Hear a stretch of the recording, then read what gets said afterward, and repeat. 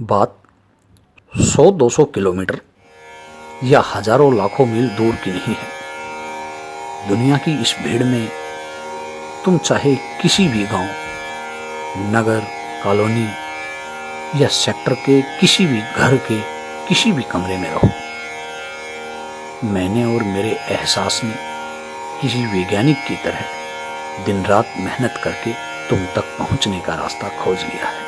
वो रास्ता ठीक उसी फार्मूले सा है जैसे थॉमस एडिसन ने बल्ब की खोज की थी। आप बटन दबाओ और पलक झपकते ही रोशनी। मेरी भी अंधेरी दुनिया में इस खोज ने कुछ रोज से जगमगाहट कर दी है। अब मैं खुश हूँ, पहले की तरह तुमसे मिलने की जिद भी नहीं करता और ना ही तुम्हारी तस्वीर देखने की सोचकर बच्चों की तरह रोने लगता हूँ। शायद इस खोज से मुझे आत्मज्ञान की प्राप्ति हो गई है। मेरी रूह बहुत बहुत बहुत ही ज़्यादा सुकून और ठंडक महसूस करती है जिस वक्त मैं अपने उस फार्मूले रूपी रास्ते पे चलकर तुम तक पहुंचता हूँ। कई बार सोचता हूँ तुम तक पहुंचने की वो राह तुम्हें भी दिखा दूँ, मगर मुझे नहीं लगता कि तुम उस पर 2 दिन भी चल पाओ।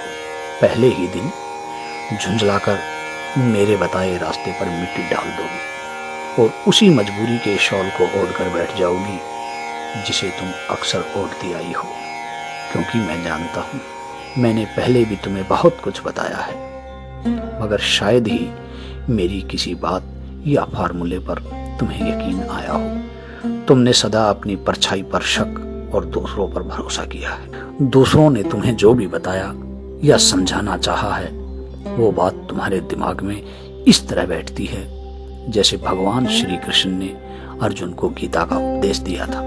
मैं जान गया हूँ तुम्हें गीता का संदेश तो समझ में आता है, मगर किसी सुदामा की आंखों में छिपी वो बेबसी नजर नहीं आती। जब वो कान्हा के पास मदद मांगने गया था, उसकी वो हालत नहीं दिखती जब सोच सोच कर सुदामा पागल हो गया था कि किस मुंह से कहें कि मैं किस हालत में हूँ। सैकड़ों बार मेरा वजूद तुम्हारे पास प्यार की मदद मांगने सुदामा बनकर आया, मगर हर बार निराश होकर लौटा है।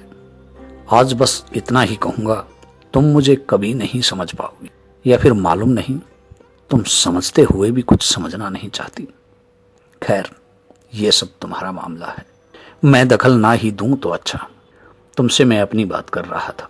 कई बार सोचा भी कि तुम्हें वो राह दिखा दूं, मगर एक अनजाना सा खौफ मुझे रोक लेता है और फिर चल देता हूँ अपने फार्मूले की उस राह पर जहाँ से मैं तुम्हें देख ही नहीं बल्कि छू भी पाता हूँ। जानती हो कैसे?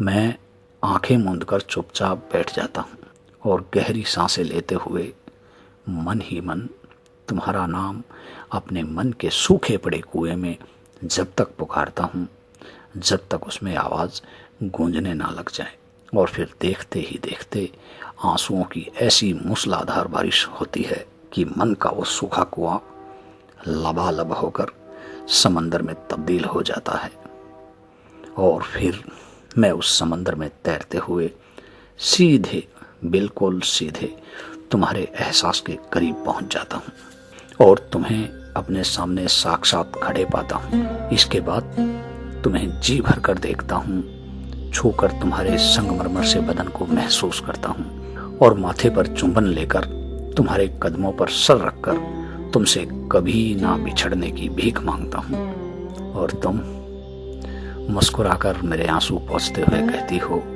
I always with you. बस इसके बाद लौट आता हूँ अपनी दुनिया में, अपने भ्रम के माया जाल में, पीड़ा की उसी हकीकत रूपी जेल में जिसमें मैं आजकल किसी सजा याफ्ता मुजरिम की तरह जी रहा हूँ। क्या तुम भी चाहोगी कभी मेरे इस फार्मूले से मेरे पास आना? मैं तो रोजाना तुम्हारे पास आता हूँ, मैं तो रोजाना तुम्हारे पास आता हूँ।